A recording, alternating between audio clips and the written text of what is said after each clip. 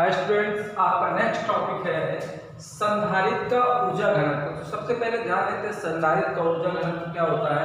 जब किसी संधारित्र को आवेशित किया जाता है तो उसमें कुछ ऊर्जा संचित हो जाती है। ठीक है, जब किसी संधारित्र को आवेशित किया जाता है तो उसमें कुछ ऊर्जा संचित हो जाती है। इसी को हम संधारित्र का ऊर्जा घनत्व कहते हैं, या संधारित्र के एकांक आयतन में संचित ऊर्जा को संधारित्र का ऊर्जा घनत्व कहते हैं। आपको दो डेफिनेशन बताई, दोनों में से कुछ भी लिख सकते हो। संधारित्र का ऊर्जा घनत्व क्या होता है?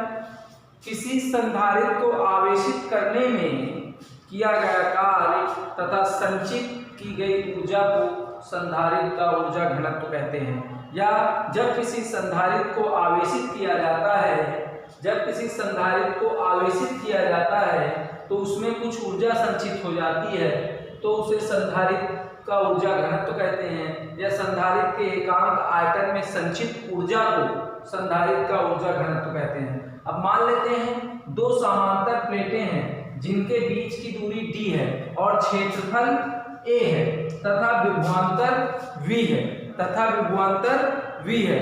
तो यहां से आप जानते हो संधारित्र का ऊर्जा घनत्व क्या होता है कि फिर से डायग्राम पे फोकस करो।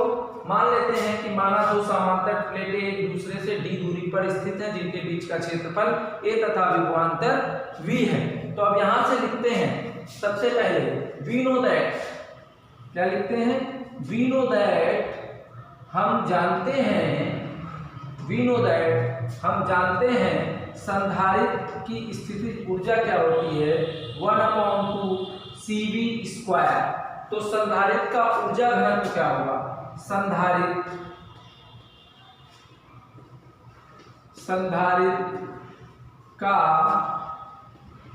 ऊर्जा घनत्व, संधारित्र का ऊर्जा घनत्व क्या हो जाएगा? एकांक आयतन में संचित ऊर्जा, एकांक आयतन में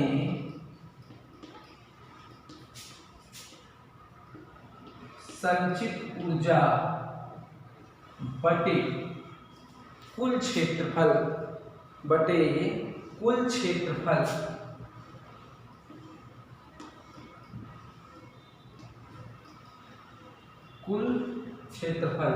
तो क्या आ जाएगा? एकांक आयतन में संचित ऊर्जा क्या है? 1/2 CV² AD। संधारित्र का ऊर्जा घनत्व हम UD से डिनोट करते हैं, UD से। अब यहाँ पर ध्यान दो, संधारित्र C बराबर क्या होता है? समांतर प्लेट संधारित्र पढ़ चुके हो तो वहां से C बराबर इसकी जगह पे क्या रखोगे आप? K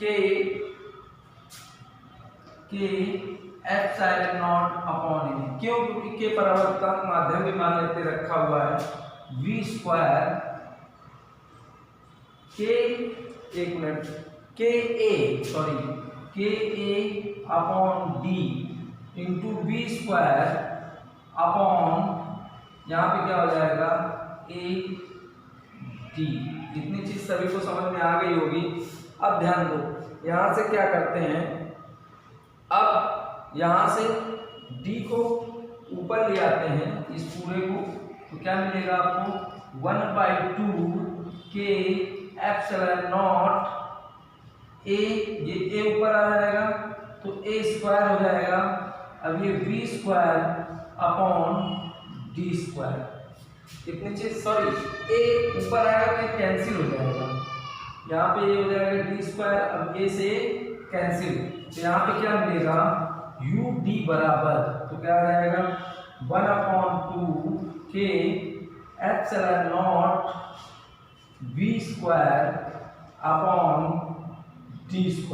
ये संधारित्र का ऊर्जा घनत्व का व्यंजक होता है। तो थैंक यू बच्चों, अगर किसी को कोई कुछ प्रॉब्लम हो तो आप पूछ लेना, ठीक है। अब इसमें एक चीज और कर सकते हो, इसको इस प्रकार लिख सकते हो, UD = 1/2 K ε0 अपॉन D²।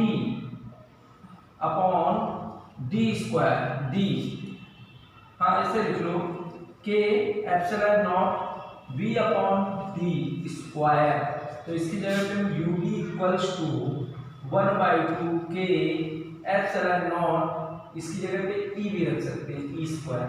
ये भी होती है संधारित्र का ऊर्जा घनत्व। थैंक यू बच्चों, अगर कोई प्रॉब्लम हो तो आप पूछ लेना। Thank you.